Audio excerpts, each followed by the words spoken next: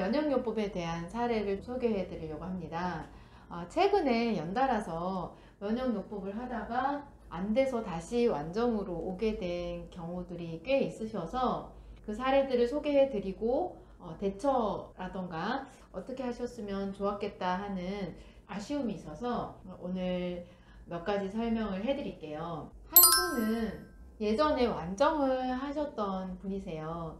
큰아이가 아주 어릴 때 완정을 했었고, 지금 아이는 이제 중학생이 됐고, 동생들이 또 아토피가 생겨서 엄마가 생각하시기에는 완전 관리 방법이 힘들다고 생각을 하셨나 봐요. 그래서 다른 방법으로 좀 쉬운 방법을 찾아서 이것저것 하시다가 그 병원 치료를 하는데 그 한 아이 같은 경우는 대학병원에서 한 2년간 병원 치료를 했어요. 스테로이드로 관리를 하면서 약도 먹어가면서 검사 결과에 나오는 그 알레르기 원인 물질을 집어 넣어줘서 내 몸에서 면역이 생성되게 해서 그것에 노출이 돼도 피부가 심해지지 않게 하는 그런 면역요법인데요. 그 면역요법을 하는 건 좋은데 특징이 뭐냐면 병원에서 하는 양방치료다 보니까 스테로이드를 같이 병행해서 치료를 하는 경우가 대부분입니다. 물론 스테로이드를 쓰지 않고 그냥 호전이 되기만 한다면 그 면역 치료도 충분히 좋은 결과를 가지고 올 수가 있는데요. 문제는 약을 병행해서 할 때는 괜찮다가 약이 끊어지면 분명히 또 다시 심해질 수 있기 때문에 그 면역 치료도 사실은 100% 안전한 치료법은 아니거든요. 뭐 어떤 사람은 그 치료를 해서 또 좋은 상태에서 잘 유지하면서 치료가 끝나는 경우도 있겠지만, 근데 제가 항상 말씀드리는 게 스테로이드가 가장 강자잖아요. 그 강자를 이길 수 있는 방법은 그 어디에도 없다고 보셔야 되거든요. 그래서 면역 치료를 한다 하더라도 워낙 스테로이드가 강한 방법이다 보니까 뭐 치료가 끝나고 바로 심해지는 경우도 있겠지만 치료할 때는 괜찮다가 나중에 한참의 시간이 지나서 몇 달 후 또는 몇 년 후에 또 심해지는 현상이 나타나는 것을 제가 상담을 하면서 많이 봤거든요. 그래서 병원에서는 최후의 보류로 이 면역 치료를 하자고 하는데 그것이 사실은 완전한 해답만은 아니라는 것을 저는 이제 말씀을 드리고 싶어요. 제가 상담을 할 때도 여러분들이 면역치료 어때요? 라고 질문들을 하시거든요. 제가 그 치료에 대한 자세한 내막까지는 설명드릴 수는 없지만 저는 실질적으로 나타난 현상들을 보고 또 직접 확인하잖아요. 말씀을 듣고. 그러다 보니까 치료할 때 괜찮았다 하더라도 나중에 다시 돌아가는 그런 경우들이 많이 있습니다.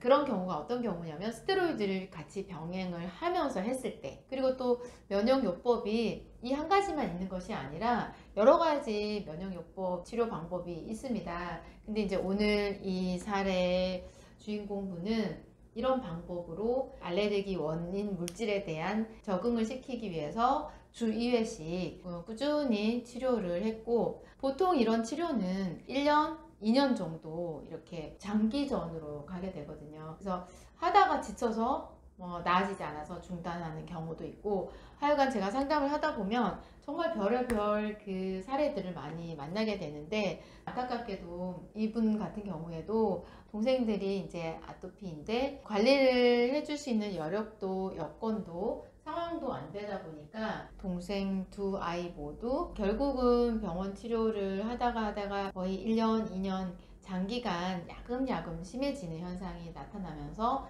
급기야는 약으로도 컨트롤이 되지 않는 그런 심한 상태가 되고 나서 완정을 다시 찾아오게 되셨습니다.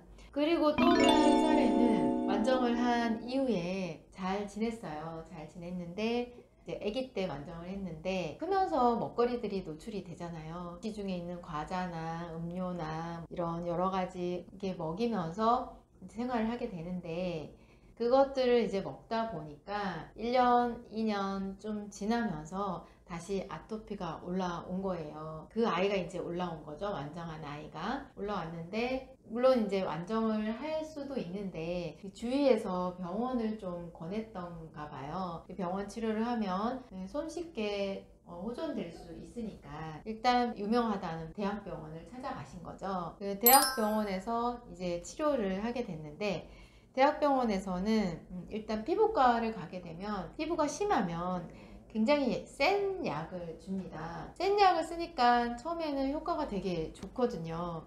그래서 가자마자 일단 스테로이드 주사 한 대를 딱 맞고 정말 좋아졌죠. 그런데 원인이 해결된 게 아니잖아요. 그랬다 보니까 얼마 안 돼서 다시 피부가 올라오기 시작한 거죠.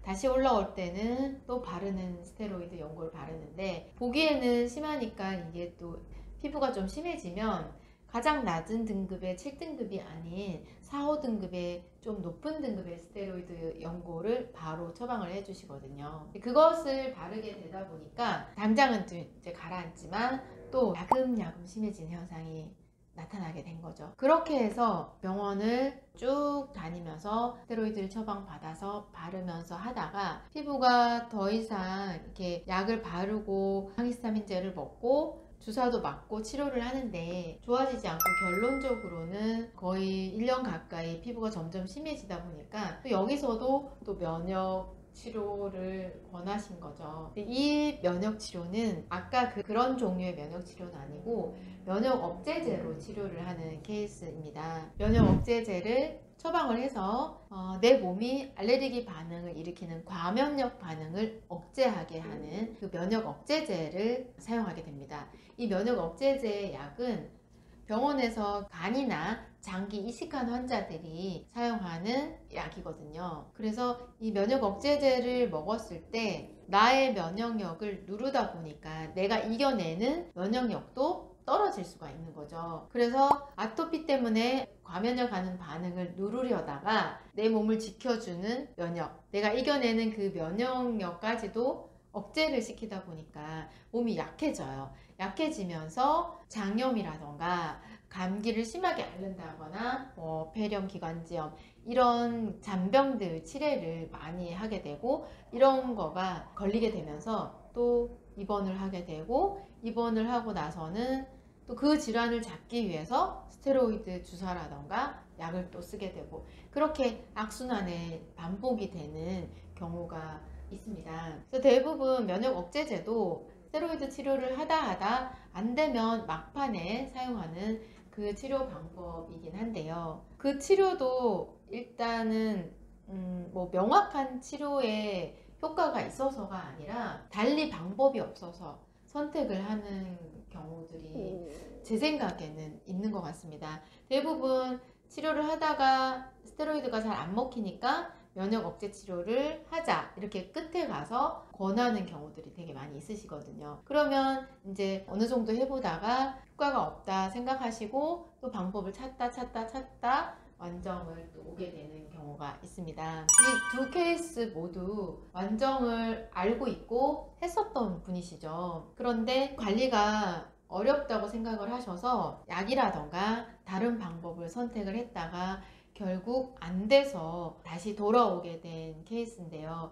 이런 경우들이 종종 있기 때문에 지금 현재 완정하시는 분이나 앞으로 완정하시는 분들도 이 사례를 교훈 삼아서 아토피가 나중에 올라오고 또 피부가 심해질 수도 있지만 아토피가 좋아지기 위한 쉬운 방법은 스테로이드 말고는 없거든요. 제가 항상 말씀을 드리지만, 그래서 기존에 완정을 하셨던 분은 조금만 조절해주면 호전이 될 수 있으니 뭐 다른 방법을 찾는다거나 더 쉬운 방법을 찾아서 갔다가 더 고생하지 마시고, 내가 아는 방법, 내가 신뢰하는 방법, 가장 확실한 방법, 그 방법을 선택하시는 게 가장 현명한 방법이라는 것을 오늘 꼭 말씀을 드리고 싶고요. 이제 저희가 15년이 되다 보니까 완정을 했다가 살짝 올라와서 또는 심해져서 다른 방법들을 하다가 결국 이곳으로 돌아오게 되는 그 사례들이 많이 있어서 면역치료 방법에 대한 간단한 설명과 함께 주의사항에 대해서 설명을 드렸습니다. 다음번엔 면역요법, 면역치료 방법에 대한 더 자세한 방법이나 결과, 설명에 대한 내용을 한번 강의해 보도록 하고요. 오늘은 여기까지 마치겠습니다. 감사합니다.